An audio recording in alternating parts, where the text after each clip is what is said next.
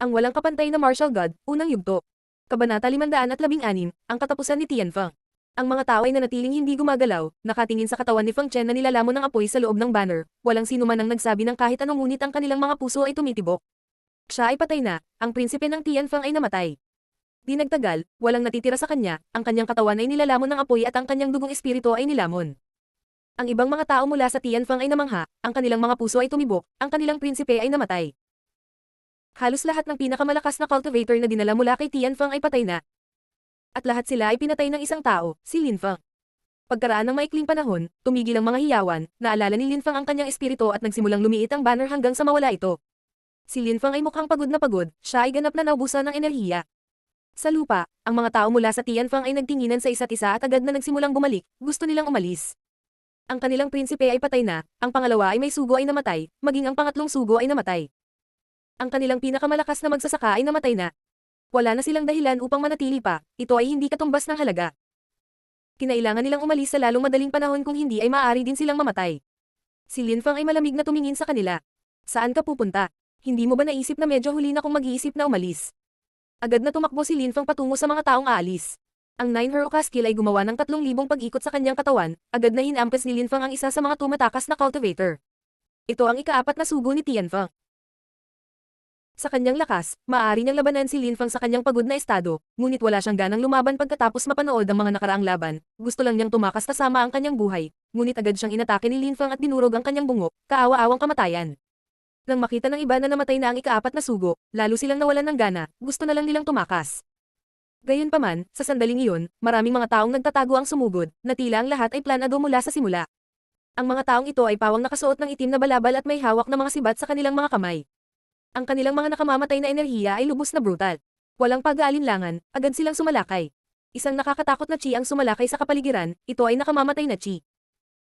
Ang mga magsasaka na iyon na nakasuot ng itim na balabal ay sama-samang umaatake, napakabilis, ang mga tao mula sa Tianfeng ay bumagsak lahat at ang palasyo ay napuno ng dugo. Huminto sa paggalaw si Linfeng. Dahil umaatake ang ibang tao, hinayaan na lang niya ang mga ito. Ang lahat ng mga taong iyon mula sa Tianfeng ay mamamatay doon. Sinulyapan ni Linfeng si Duan Wuya, mukha siyang kalmado at tahimik. Nakatingin siya sa mga magsasaka na nakasuot ng itim na balabal habang sila ay nakikipaglaban. Hindi niya napigilan ang mga ito sa pag-atake at walang ginawa kundi manood. Katulong ni Duan Wuya. Kung hindi sila binigyan ni Duan Wuya ng utos, hindi sila gagawa ng hakbang. Nais ni Duan Wuya na ang lahat ng tao mula sa Tianfeng ay mamatay sa Zuyu. Sinulyapan din ng mga ambasador mula sa Dragon Mountain Empire si Duan Wuya sa malalim at makabuluhang paraan. Ang pangalawang prinsipe ng Zuyu ay misteryoso at malupit. Nang makita niyang patay na si Feng Chen, binigyan na lang niya ng utos ang kanyang paksayon na patayin ang lahat mula kay Tianfeng. Siya ay lubhang malupit. Ayaw niyang bumalik ang sinuman sa kanila kay Tianfeng. Kawawa naman. Halos lahat ng mga henyo mula kay Tianfeng ay dumating kasama ang mga ambasador mula sa Dragon Mountain Empire, hindi nila akalain na lahat sila ay mamamatay sa Zuyu. Sa pagkakataong ito, ang resulta ay sakuna para kay Tianfeng. Ang mga sugo ay ang pinakanamumukod tanging mga batang magsasaka ni Tianfeng at 6 sa 7 ang namatay. Ang hindi kapani-paniwalang malakas na prinsipe Feng Chen ay namatay din. Ilayo ang kanilang mga katawan at linisin ang lahat, huwag mag-iwan ng bakas. Ayokong maapektuhan ng madugong tanawin ng mood ni Mr. Roo. Matapos mamatay ang lahat ng tao mula sa Tianfeng, binigyan ni Duan Wuya ang kanyang mga tagapaglingkod ng utos na linisin at ayusin ang lokasyon. Sa isang iglap, nawala ang mga bangkay at nilinis ang lupa na parang walang nangyari. Pagkatapos nilang mawala, tiningnan ni Duan Wuya si Roo Lanshan sa magalang na paraan habang nakangiti. Nanatiling tahimik si Roo Lanshan, hindi siya nagsalita, sa halip ay nakatingin siya kay Linfeng. Sa sandaling iyon, nakapikit ang mga mata ni Linfeng. Ang kanyang dibdib ay kumakabog at ang kanyang chi ay marahas na nagbabago. Tila sinusubukan niyang bawiin ang kanyang lakas. Ilang sandali bago, ginamit niya ang lahat ng kanyang purong chi para ilabas ang kanyang itim na lotus at mga huling pag-atake. Pagkatapos noon, kailangan niyang gamitin ang kanyang espiritu at ang kanyang pisikal na lakas para patayin si Feng Chen, ang lahat ay nangyari sa ilang sandali. Nanatili siyang walang takot habang nakikipaglaban, ngunit wala siyang kapangyarihang magpatuloy sa pakikipaglaban kung hindi siya magtagumpay. Pagkaraan ng ilang sandali, nagsimulang muling tumahimik ang chi ni Linfeng at naging matatag ang kanyang hininga. Pagkatapos ay binuksan niya ang kanyang mga mata at tumingin sa paligid. Naglakad si Duan Wuya patungo kay Linfeng, nakangiti sa isang mainit at palakaibigan na paraan. Pagkatapos ay nagtanong siya, Linfeng, okay ka lang ba? Gumamit lang ako ng maraming enerhiya, hindi ito seryoso. Sabi ni Linfeng sa mababa at malalim na boses habang tumatango. Pumunta ka kay Xinye at magpahinga ka ng mabuti doon. Mamayang gabi, kakain tayo sa aking palasyo. Sabi ni Duan Wuya na may partikular na ngiti. Kumislap ang mga mata ni Linfeng at agad siyang tumango. Sige, pupunta ako kay Xinye. Kailangan ni Linfeng ng oras para magpahinga.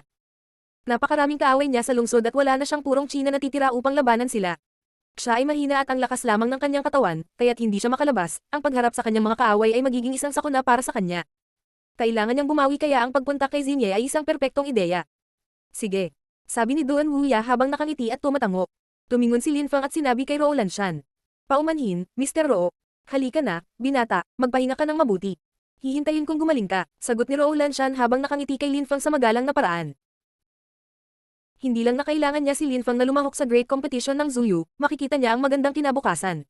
Kung hindi mamatay si Lin Feng, malalampasan niya si Rou Lanshan at magiging isang nagniningning na bituin. Kailangan niyang patuloy na lumakad sa landas ng paglilinang at maging mas malakas. Si Rou Lanshan ay mula sa Dragon Mountain, marami siyang iniisip.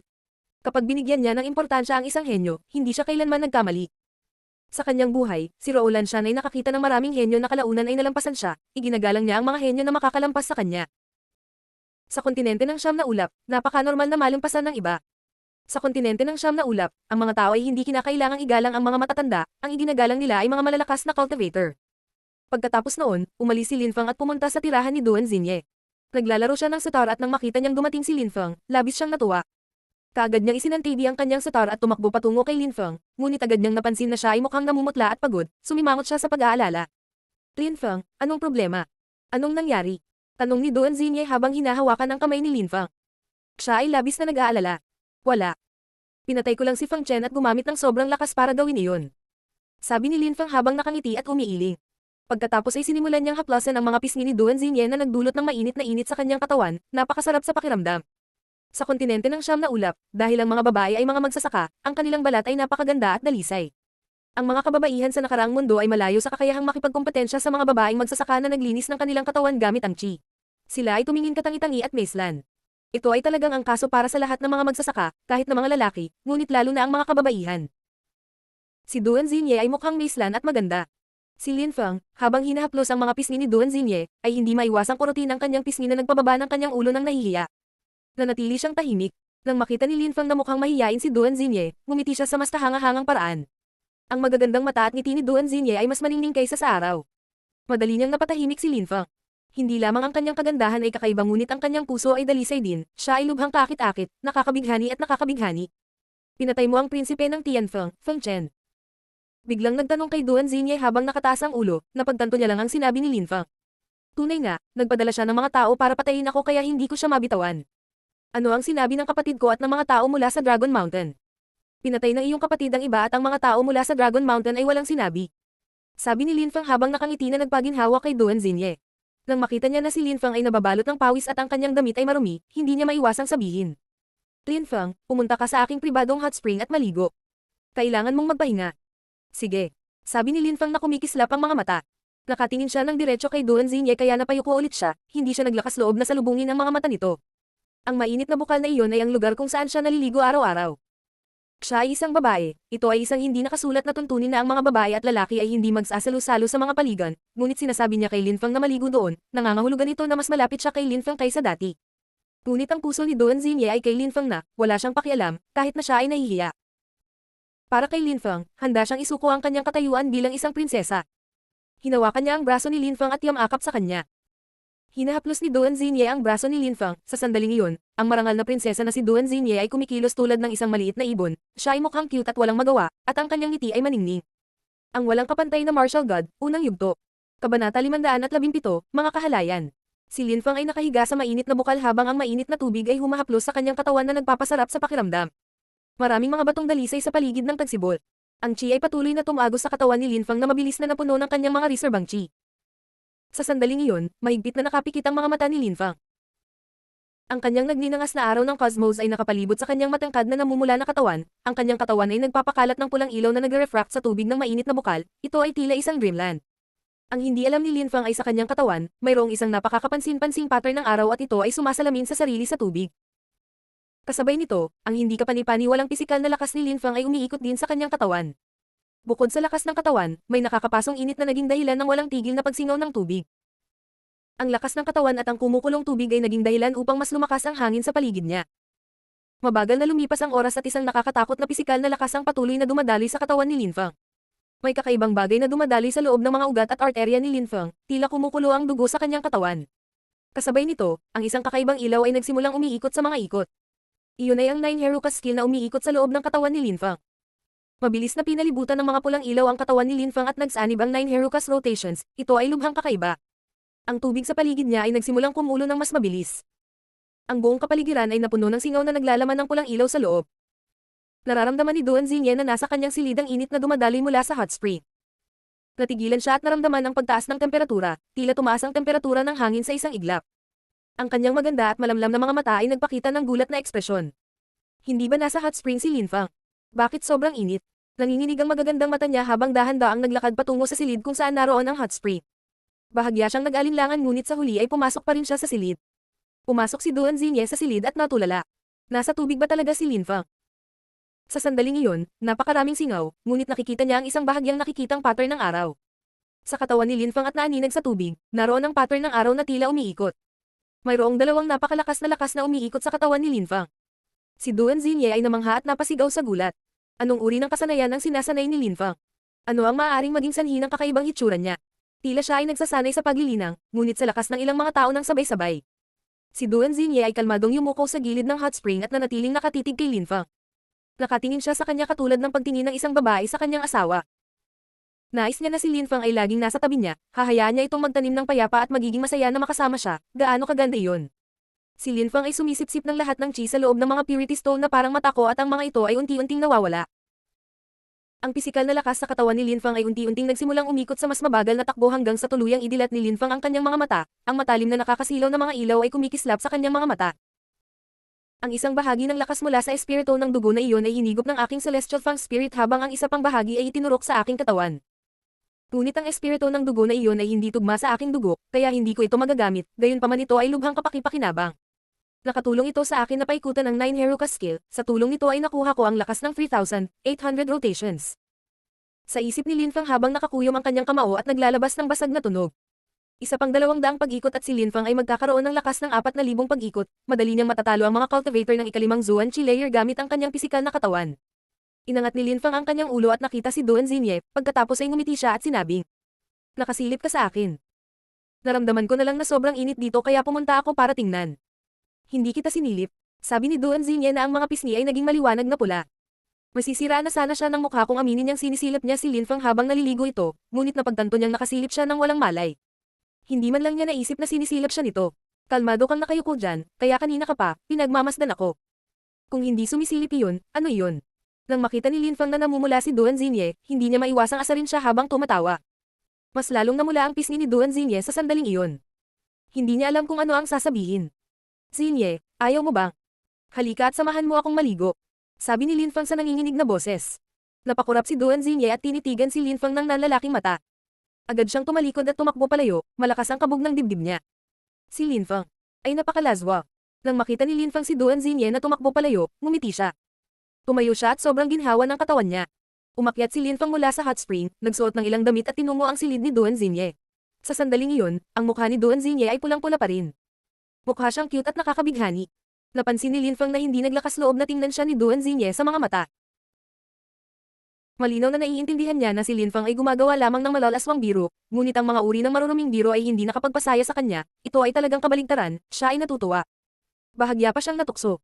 "Xingye, gabi na ba?" tanong ni Linfang. Umiling si Duan Xingye at sinabing, "Hindi, may oras pa ako para maligo." Pagkatapos ay sabay tayong umalis patungo sa Duanwu Mountain. "Maliligo ka rin," sabi ni Linfang habang nakatitig kay Duan Xingye at Commandant. Si Duan Xingye ay natulala, ang lalaking iyon ay talagang natutuwa sa panunokso sa kanya. "E ano ngayon? Sinong nagsabing hindi ko kaya?" sabi ni Duan Xingye. "Siyempre pwede, pero kanina pa kita sinisilip, kaya dapat sinisilip din kita habang naliligo ka," sabi ni Linfang habang nakangiti na mas ikinagulat ni Duan Xingye. Hindi nakaimik si Duan Xingye. Bakit hindi niya napansin na si Linfang ay isang pervert? "Well, hindi ba patas? Tapos wala kang utang sa akin sa pagsilip mo sa akin," sabi ni Linfang habang humahagalpak sa tawa. Natigilan si Duan Xingye at namumula ang kanyang mga pisngi, pagkatapos ay agad siyang tumakbo palayo. Masyadong mapang-asar si Linfang. Nang makita ni Linfang na hindi mapalagay si Duan Xingye, ngumiti siya at sumigaw. "Xingye, hinihintay kita dito." Pumunta si Duan Xingye sa mainit na tubig ng hot spring at hindi tumugon kay Linfang. Hindi siya nang ahas. Ang walang kapantay na martial god, unang yugto. Kabanata 518, sino ang magkakaroon sa kanya? Sa tuktok ng chain ng Duanwu Mountain, sa isang napakagandang pavilion sa ilalim ng mga bituin, si Duanwu Ya ay kasama ng mga tao mula sa Dragon Mountain Empire. Nakakagulat, sinamahan din sila ni Yu Tianming at Yu Tianchen. Mabilis na dumating sina Lin Fang at Duan Xinye na magkaakbay. Nang makita ni Yu Tianming na napakalapit nilang dalawa, mukha siyang nagulat at nabalisa. Si Yu Tianchen sa kabilang banda, mukhang galit na galit. Pinandilatan niya si Lin Fang ng may labis na pagsalakay. Mukhang gusto niyang salakayin si Lin Fang kung saan siya nakatayo. Pagdating ni Lin Fang sa pavilion, mabilis niyang napansin na nakatitig sa kanya si Yu Tianchen, isang sulyap lang ang iniwas niya sa kanya kaya nagngangalit si Yu Tianchen sa galit. Bumalik sa Lovesick Forest, si Yu Tianchen ay ipinakilala kay Lin Fang bilang isang young master at si Lin Fang ay isa lamang nobody sa Lingchi layer na may kaunting talento. Kinamumuhian siya ni Yu Tianchen noon. Ito rin ang unang pagkakataon na nakilala ni Lin Fang si Duan Xinye. Noon pa man ay iniisip ni Yu Tianchen na walang mangyayari sa pagitan ni Lin Fang at Duan Xinye dahil si Lin Fang ay walang tao at ang prinsesa ay mas mataas sa kanya. Hindi siya naniniwala na mayroon si Lin Fang kung ano ang kailangan para makasama ang prinsesa. Gayunpaman, ngayon, si Lin Fang ay nakalusot sa Zuanqi layer, pinatay si Chu Zanpang, winasak ang Hao Yu sect at ang Ice and Snow Mountain Village. Nilipol pa niya ang Holy Courtyard ng Zuyu. Ang mas nakakagulat ay si Lin Fang ay anak ng tiyahin ni Yu Tianchen, si Yu Minghe. Sa maikling panahon, madaling nalampasan ni Lin Fang si Yu Tianchen sa cultivation at status. Kailangan lang ni Lin Fang na magpadala ng mabilis na sulyap kay Yu Tianchen para patahimikin siya, hindi man lang siya nang ahas na tingnan si Lin Fang sa mga mata. Ganyan ang buhay, minsan ang tadhana ay may mga malulupit na pakulo para sa mga tao. Ang mga bagay ay maaaring magbago ng napakabilis. Hindi akalain ni Yu Tianchen na darating ang ganoong araw. Sumulyap si Lin Fang kay Yu Tianchen ng isang segundo na agad na nagpababa ng ulo niya. Pagkatapos, sumulyap si Lin Fang kay Tianming. Si Yu Tianming ang pangalawang mataas na opisyal ng Zuyu, walang alinlangan na malakas siya at may dugong espiritu ng Yu Clan. Posibleng ituring siya bilang pinsan ni Lin Fang, makikita siya bilang kanyang senior. Si Yu Tianming ay walang laban kay Lin Fang noon ngunit sa sandaling iyon, hindi niya tinitingnan si Lin Fang sa isang palakaibigang paraan, sa halip ay nakatingin siya sa kanya ng may malamig na mga mata, at nakatingin din siya kay Duan Xinye. Pagkatapos maligo, nagsuot si Duan Xinye ng isang mahabang ceremonial na changsam na tumatawid sa lupa. Ang kanyang magandang buhok ay lumulutang sa kanyang mga balikat. Kahit na hindi siya naglagay ng anumang alahas, napakaganda pa rin niya, hindi man lang naglakas loob na tumingin sa kanya ng diretso. Mukha siyang diyosa. Hindi lang si Yu Tianming ang nakatingin kay Duan Xinye. Ang mga tao mula sa Dragon Mountain ay nakatingin din sa kanya. Ang ilang mga tao ay tumingin kay Duan Xinye na may paghanga sa kanilang mga mata habang ang iba ay may kakaibang ekspresyon sa kanilang mukha. Siyempre, sumulyap lang sila sa kanya saglit, kung hindi, parang walang galang. Bukod pa rito, hindi magandang ideya ang pagpapagalit kay Lin Fang. Lin Fang, Xinye, hinihintay ka namin. Bilisan mo at maupo ka, sabi ni Duan Wuya. Si Rowland Shan at ang kanyang mga kaibigan ay nakaupo sa mga pangunahing upuan tulad noong nakaraan. Sa pagkakataong ito, ang upuan sa tapat ni Duan Wuya ay walang laman, ito ay para kay Duan Xinye at Lin Fang. Umupo si Lin Fang sa isang upuan na kapareho ng kay Duan Xinye. Si Duan Xinye ay isang prinsesa kaya normal para sa kanya na umupo din sa isa sa pinakamahalagang upuan. Bukod dito, si Lin Fang ay sumama kay Duan Xinye, kung siya ay umupo sa isang upuan na mas mababa kaysa sa kanya, nangangahulugan ito na silang dalawa ay hindi magkapantay. Siyempre, hindi gagawin niyon ni Lin Fang. Sa halip, umupo siya sa kaparehong upuan ng prinsesa. Sige, nandito rin si Mr. Roo, Lin Fang at Xinye, magsimula na tayo. Sabi ni Duan Wuya habang nakangiti.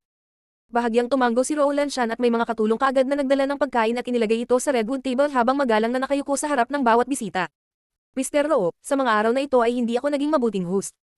Patawarin mo ako. Kalimutan na natin lahat ng nangyari at mag-toast. Magalang na sabi ni Duan Wuya habang itinataas ang kanyang baso. Ano ang sinasabi mo, Duan Wuya? Naging mahusay kang host. Magalang na tugon ni Rowland Shan habang nag-iiho sa kanya at binaba ang kanyang baso. Siya ay nakakagulat na nagpatibay ng isang malaya at walang pidgel na ma. Sige, lahat, sama-sama tayong lahat na bihira, mag-toast tayo. Sabi ni Rowland Shan habang nakangiti at itinaas ang kanyang baso. Kaagad pagkatapos, tumingin siya kina Duan Xinye at Lin Fang at sinabi. Lin Fang, napakatalino mo, Xinye, kasing ganda mo ang isang diyosa, perfect match ka, mag-toast tayo. Salamat, Mr. Roo. Magalang na sagot ni Lin Fang. Pagkatapos ay itinaas ni Lin Fang at ng iba pa ang kanilang mga salamin habang nakatingin kay Rowland Shan. Pagkatapos ibaba ang kanilang baso, inilagay ng lahat ang kanilang baso sa mga mesa, gayunpaman. Iyem, may hamarang na ikinagulat ng lahat. Tumingon sila at nakita ang gumagawa ng kakaibang tunog, si Yu Tianchen. Galit na tinitigan ni Yu Tianchen si Lin Fang, mukhang nagseselos din siya. Si Lin Fang ay isang bastos na pulubi. Paano siya magiging magandang kapareha para kay Duan Xinye? Ang aking nakatatandang kapatid na si Yu Tianming ay ang pangalawang mataas na opisyal, at higit pa rito ay mayroong kasunduan sa kasal sa pagitan ng Yu Clan at Duan Clan. Dapat kapatid ko ang kasama niya, hindi si Lin Fang. Sabi ni Yu Tianchen sa malamig na tono. Sa totoo lang, siya ang may gusto kay Duan Xingye at noon pa man ay umaasa na makasama siya, ngunit pagkabalik ni Yu Tianming, itinapon niya ang mga pangarap na iyon. Gusto ng Yu clan na si Yu Tianming ang pakasalan si Duan Xingye sa halip na siya. Ngunit hindi niya akalain na si Lin Fang ay magdudulot ng gulo at makisali sa isang matalik na relasyon kay Duan Xingye, hindi niya akalain na tatanggapin ni Duan Xingye si Lin Fang. Siyempre, galit na galit si Yu Tianchen, hindi niya ito makuha kaya paano niya papayagan si Lin Fang na makuha siya. Si Rowland Shan ay natigilan at tumingin kay Yu Tianchen, si Yu Tianchen ay bastos. Kagad pagkatapos, tumingin muli si Rowland Shan kay Duan Wuya, ngunit ibinaba ni Duan Wuya ang kanyang ulo at humigop ng kanyang inumin habang nananatiling tahimik. Nakakagulat na wala siyang sinabi. Biglang naging interesado si Rowland Shan. Nagkaroon ba ng kasunduan sa kasal sa pagitan ni Yu Tianming at Duan Xingye? Tumingon si Lin Fang kay Yu Tianchen at tinitigan siya ng may mga matang tumusok, ang kanyang mga mata ay tila kasing talas ng mga espada na nagpalunok kay Yu Tianchen. Kasunduan sa kasal. Sino ang nagpasya niyan? Sabi ni Lin Fang.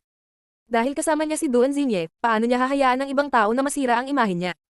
Kahit na ano, si Duan Xingye ay kay Lin Fang, kahit na may kasunduan sa kasal, walang pakialam si Lin Fang. Ito ay isang kasunduan sa pagitan ng aking angkan, ang Yu clan, at ang Duan clan. Ang ating mga ninuno ay sumang-ayon sa kontrata ng kasal na iyon upang panatilihing malinis ang ating espiritu ng dugo at palakasin ng mga susunod na henerasyon, bukod pa sa mataas ang kanyang katayuan, paano ka magiging kaparehan niya? Malamig ang boses ni Yu Tianchen. Hindi siya nagsisinungaling, totoo lahat ng sinabi niya. Ang Yu clan at ang Duan clan ay nagkasundo sa isang kontrata ng kasal para sa kanilang mga inapo. Nagdulot ito ng maraming problema kina Yu Menghe at Lin Hai, dahil gusto ng Duan clan na pakasalan ng isa sa kanilang angkan si Yu Menghe, nagalit sila sa katotohanan gusto nitong pakasalan si Lin Hai. Iyon din ang dahilan kung bakit sinubukan ng Duan clan ang lahat para patayin si Lin Hai. Ang mga ninuno ng dalawang angkan ay nagkasundo sa isang kontrata ng kasal, upang mapanatiling dalisay ang kanilang bloodline. Gayon din, ang mga supling na may pinaghalong dalawang espiritu ng dugo ay magiging mas malakas pa kaysa sa mga nakaraang henerasyon.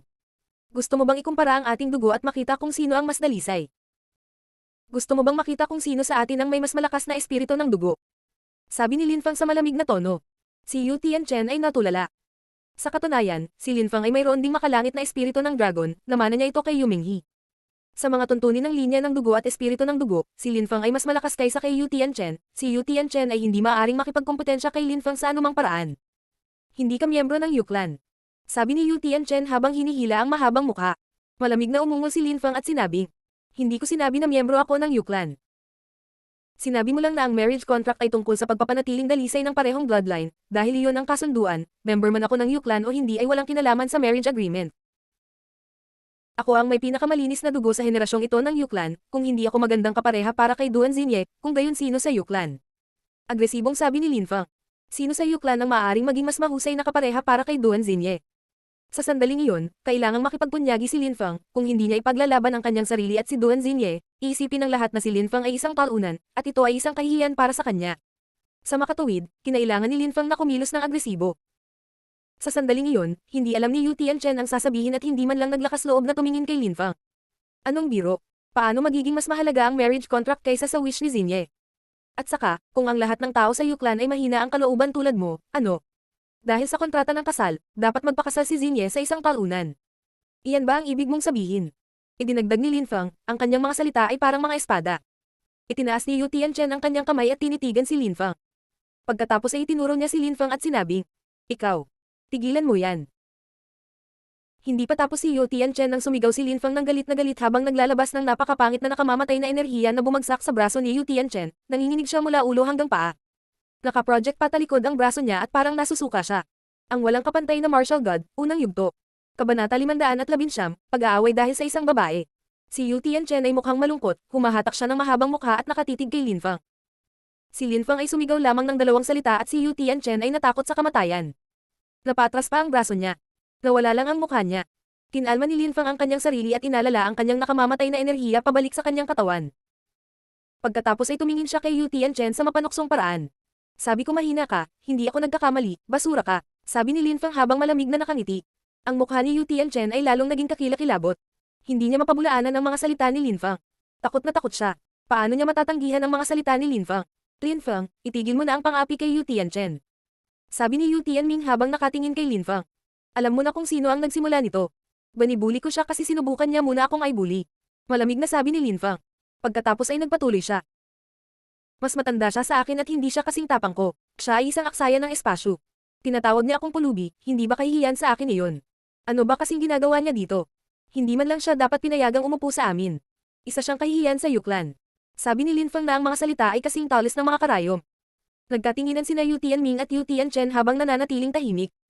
Si Yu Tianchen ay, sa katunayan, ay mas matanda kay Lin Feng, ngunit siya ay kulang sa lahat ng paraan. Ang cultivation ni Lin Feng ay mas mataas, ngunit nakakagulat na si Yu Tianchen ay naglakas loob na insultuhan at pukawin si Lin Feng. Dahil sa ganoong paraan, may sasabihin ako sa iyo, mayroon talagang marriage contract sa pagitan namin ni Duan Xinye. Masyado kayong close. Hindi maganda. Sinisira mo ang imahe niya.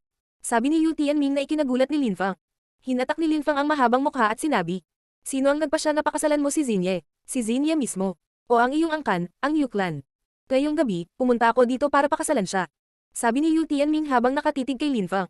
Siya ay dumating upang ipanukala si Duan Xinye. Si Lin Feng ay mukhang malamig sa yelo at nagsabi, o ganoon ba, at kanino mo hihingin ang kamay ni Xinye? Siyempre, I cannot decide alone. Noong mga araw na iyon, hindi nagpakita ang hari, wala ring pakialam ang prinsipe ng korona sa nangyari sa labas. Ang pangalawang prinsipe at si Xinye ay magkapatid, kaya siya ang may awtoridad kapag wala ang hari. Pumunta ako dito para hingin sa pangalawang prinsipe ang kamay ni Xinye. Ang aking lolo, ang pinuno ng Yuklan ay darating para magtanong din. Darating siya ngayong gabi sa parehong ngalan. Mabagal na sabi ni Yu Tianming na naging dahilan ng pagliit ng mga mag-aaral ni Lin Feng. Mukha siyang naguguluhan at saka tumingin kay Duan Wuya. Tila hiniling ni Duan Wuya kay Lin Feng na dalhin si Duan Xinye kasama niya sa ilang kadahilanan, at ito ay tiyak na makahanap ng solusyon sa kanyang mga problema. Upang makahanap ng asawa para kay Duan Xinye, matatanggap kaya ni Duan Wuya ang kanilang marriage contract? Kung hindi sasang-ayon si Xinye, sino pa? Sabi ni Lin Feng sa malamig na tono. Hindi ko tatanggapin ang marriage contract na iyon. Ayaw din ng kapatid ko, sabi ni Duan Xinye habang nakatingin kay Duan Wuya at umaasang susuportahan siya nito. Siyempre, alam niya ang kasunduan sa kasal sa pagitan ng Yuklan at Duan Clan ngunit si Lin Feng lang ang nasa puso niya. Ano man ang mangyari, hindi niya gugustuhin pakasalan si Yu Tianming. Kahit na tinanggap ng Duan Clan ang kasal, hindi niya gagawin. Prinsesa, bakit nagmamadaling magsalita? Si Yu Tianming ay isang henyo, siya ay isang karanasan at mahuhusay na magsasaka. Pangalawang high official siya, perfect match siya sa iyo, hindi tulad ng isa dyan. Sabi ng isang malakas na boses na mga sandaling iyon, galing ito sa malayo pero papalapit na ang taong iyon. Kaagad pagkatapos, sa paanan ng Duanwu Mountain, isang silhouette ang lumitaw at dahan-daang papalapit. Sobrang puti ng buhok niya. Ito ang pinuno ng Yuklan, si Yu Qingshan. Dumating si Yu Qingshan sa harap ng pavilion, tumanggo siya kay Rowland Shan at sinabi, Rowland Shan, Your Excellency, ginugulo ko ang iyong pagdiriwang, mangyaring huwag kang masaktan. Walang ganap na problema, ito ay iyong mga personal na bagay. Sabi ni Rowland Shan. Hindi siya nasaktan, parang kalmado ang boses niya. Bahagyang tumanggo si Yu Qingshan at agad na tumingin kay Duan Wuya. Pangalawang prinsipe, kamahalan, may pag-aayos sa kasal sa pagitan ni Yu Tianming at Duan Xinye, ang ating mga ninuno ang nagpasya dito, mas nakakaalam ka kaysa sa iba. Bukod pa, ako ay personal na pumunta dito upang imungkahi ang alyansa ng kasal. Alam din ng kamahalan na si Yu Tianming ay apo ko at namanan niya ang ating dugong espiritu. Siya ay may napakataas na likas na kakayahan at masigasig na nililinang. Siya ay 23 na siyang perpektong edad para pakasalan ang prinsesa. At saka, ang prinsesa ay isang matandang babae na rin. Maganda siya at mahal siya ni Yu Tianming, kaya pumunta ako dito para mag-propose ng kasal. Sana ay hindi mo ako sisihin, sana ay igalang mo rin ang kasunduan ng ating mga ninuno at tanggapin ang panukala ng pagsasama ni Yu Tianming at Duan Xinye. Sabi ni Yu Qingshan ng may katiyakan at kalmado. Sa mga kadahilanang iyon, walang dahilan si Duan Wuya para tanggihan ang kasal. Itinaas ni Duan Wuya ang kanyang ulo at sumulyap kay Lin Feng, pagkatapos ay bahagyang ngumiti at nagsabi. Yu Qingshan, mangyaring maupo muna, maglaan tayo ng oras sa mga bagay na iyon. Hindi kailangan, ako, si Yu Qingshan, gusto ko lang igalang ang kasunduan ng ating mga ninuno. Kailangan mo lang magsabi ng oo, at makukontento na ako. Aalis ako kaagad at maghahanda para sa seremonya ng kasal. Sabi ni Yu Qingshan habang pinipilit si Duan Wuya na ibigay ang kanyang sagot. Tila walang pagpipilian, kung hindi sumagot si Duan Wuya, ito ay katulad ng paglabag sa kasunduan ng kanilang mga ninuno. Nangangahulugan ito na hindi iginalang ni Duan Wuya ang kanilang mga ninuno. Lahat ng taong sangkot ay may mataas na katayuan at lahat ay naiintindihan kung ano ang ibig sabihin ni Yu Qingshan, kaya lahat sila ay nakatingin kay Duan Wuya at interesadong makita ang kanyang sagot. Yu Qingshan, ako, syempre, ay walang tutol ngunit gusto ko lang tanggapin ng aking kapatid na babae, kung gagawin niya, maaari kang pumunta at ihanda ang seremonya ng kasal. Sabi ni Duan Wuya habang nakangiti. Agad niyang tinanggihan ang responsibilidad at inilipat ito kay Duan Xinye. Ang mga tao ay natulala. Talagang matalino si Duan Wuya, si Yu Tianming ang unang dumating para i-pressure siya, hindi siya makatanggi ngunit kung tinanggap niya ito, itinuring niya si Duan Xinye bilang bagay para sa kalakalan. Paano si Lin Feng? Kaya binibigyan ni Duan Wuya ng pagkakataon si Duan Xinye na magdesisyon para sa kanyang sarili. Sa totoo lang, hindi na kailangan pang magsabi ni Duan Xinye, alam ng lahat na hindi niya tatanggapin. Gaya ng inaasahan, pagkatapos magsalita ni Duan Wuya, nagpatuloy si Yu Qingshan. Prinsesa, kamahalan, bata ka pa, ang pagpapakasal ay isang napakahalagang kaganapan sa iyong buhay. Siyempre, ang iyong kasal ay kailangang magpasya ng iyong mga nakatatanda, at si Duan si Wuya ang iyong kapatid kaya maaari niyang palitan ng iyong ama at magpasya na igalang ang kasunduan ng mag-isa.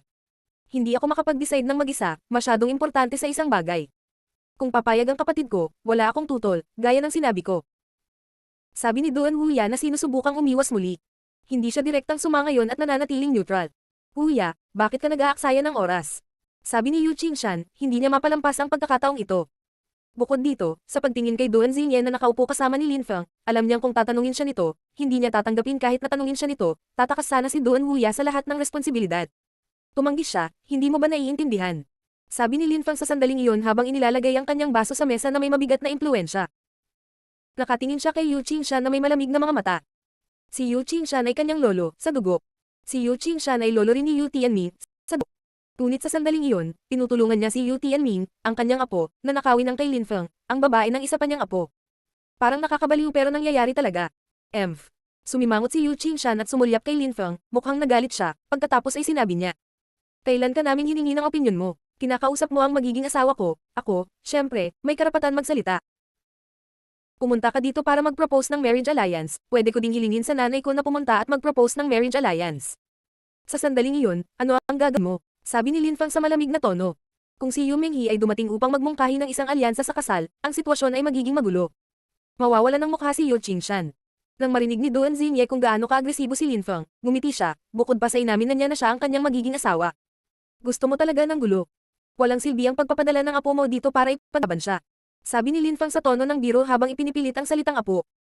Sige, sige. Pareho ka talaga ng karakter ni Yu Minghe, parang nanay na parang anak.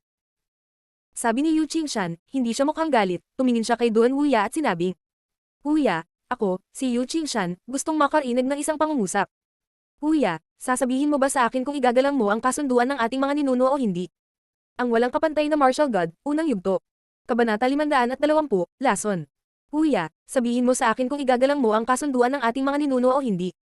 Matigas na sabi ni Yu Qingshan. Napangiti si Duan Wuya at sinabi. Yu Qingshan, malaki ang aking pagpapahalaga sa iyo at hinahangaan kita. Si Yu Tianming ay ang pangalawang mataas na opisyal at hinahangaan ko rin siya ngunit ang kasal ng aking kapatid na babae ay isang mahalagang bagay na hindi ako makapagsalita ng mag-alien. Kaya naman hinihiling ko sa iyo na maupo at hayaan mo akong mag-isip, at pagkatapos ay hayaan mo akong makipag-usap sa kanya. Ano sa tingin mo, hindi na kailangan. Dahil sa ganoong paraan tatayo na lang ako dito at maghihintay ng sagot mo. Gusto ko lang sabihin na sana ay maalala mo ang mga salita ng ating mga ninuno. Sabi ni Yu Qingshan. Hindi niya binibigyan si Duan Wuya ng anumang margin para makapag-isip, naghihintay lang siya ng direkta at agarang sagot ngunit imposible. Si Yu Qingshan, syempre, ay kumbinsido na si Duan Wuya ay hindi tatanggi dahil kapag binanggit niya ang kasunduan ng kanilang mga ninuno, si Duan Wuya ay hindi kailanman umiling o itinanggi ito. Sa makatuwid, hindi nag-alala si Yu Qingshan. Pinipilit niya lang si Duan Wuya, ngunit alam niyang pupunta ito sa kanya. Ngayon, gusto lang niyang makita kung ano ang sasabihin ni Duan Wuya kay Duan Xingye, at umaasang makakarinig ng positibong sagot. Tumiti si Duan Wuya at tumingin kay Duan Xingye. Kapatid, naiintindihan mo ba ang sinabi ni Yu Qingshan? Si Tianming ay kanyang apo, siya ay may talento at napakalakas, siya ang pangalawang mataas na opisyal.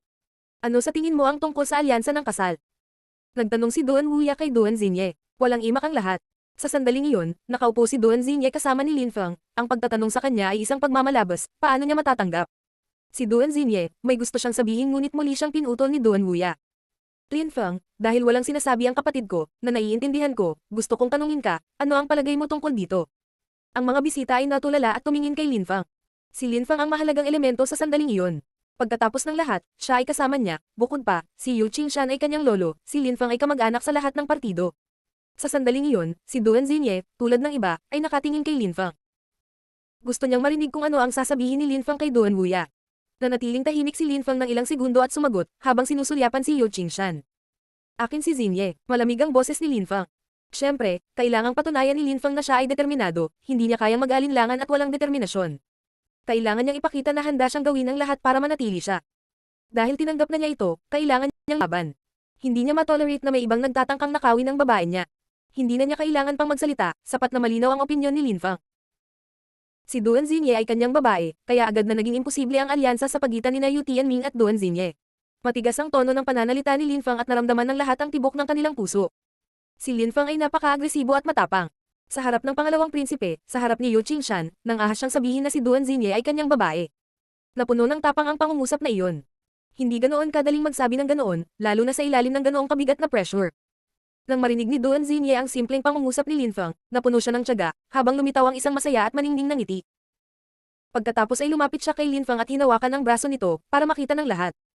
Walang pakialam si Lin Feng sa kanila, kaya hindi gaanong inaalala ni Duan Xinye ang tungkol sa kanila, bukod pa sa hindi maaaring si Lin Feng ang kukuha ng lahat ng pressure.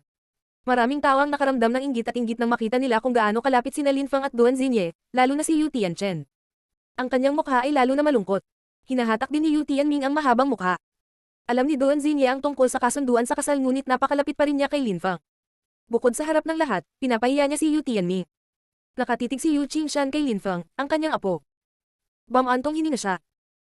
Hindi siya nag-e-enjoy sa ganitong sitwasyon, sinusubukan niyang magnakaw ng babae sa apo niya para ibigay ito sa isa pa niyang apo, pero para iyon sa Yu clan, kaya wala siyang choice. Natahimik ang lahat, pati si Duan Wuya. Matagal na tahimik ang lahat hanggang sa biglang binasag ni Duan Wuya ang katahimikang iyon. Xinye, okay ka lang.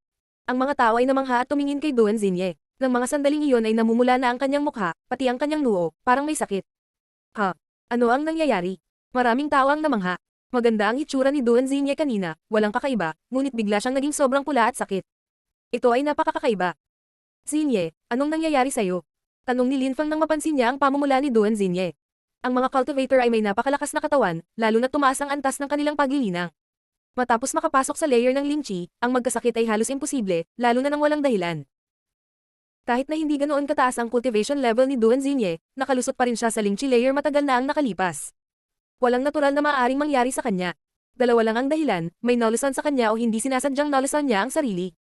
Dahil doon, medyo kinakabahan din si Lin Feng. Ayos lang, mainit at tuyo lang ang pakiramdam ko, kailangan kong magpahinga sandali at magiging maayos din ako. Sabi ni Duan Xinye habang pilit na ngumiti at pinipigilan ang sarili na magmukhang normal habang ang kanyang mukha ay lalong namumula. Parang kumukulo at natutuyo ang dugo sa kanyang mga ugat. Hinawakan ni Lin Feng ang noo ni Duan Xinye upang tingnan ang kanyang temperatura. Nagsimula siyang umiling mula ulo hanggang paa. Siya ay nagkaroon ng napakataas na lagnat. Namumula ang kanyang noo, kasing init ng apoy. May mali, Xinye, anong problema? Sigurado ka bang hindi masama ang pakiramdam mo? Sabi ni Lin Feng habang mukhang labis na balisa. Ang mga magsasaka ay hindi kailanman nagkaroon ng mga problema sa kalusugan, kung mayroon man sila, ito ay kadalasang napakalubha. Nanatiling tahimik si Duan Xinye saglit at pagkatapos ay sinabi kay Lin Feng sa mahinang boses. Lin Feng, masyado akong mainit. Mainit. Nagulat si Lin Feng. Kaagad pagkatapos, dumating si Duan Wuya upang suriin din si Duan Xinye. Nilagay niya ang kamay niya sa pulso niya at tiningnan ang pulso nito. Namangha siya. Nakakabaliw ang pulso niya.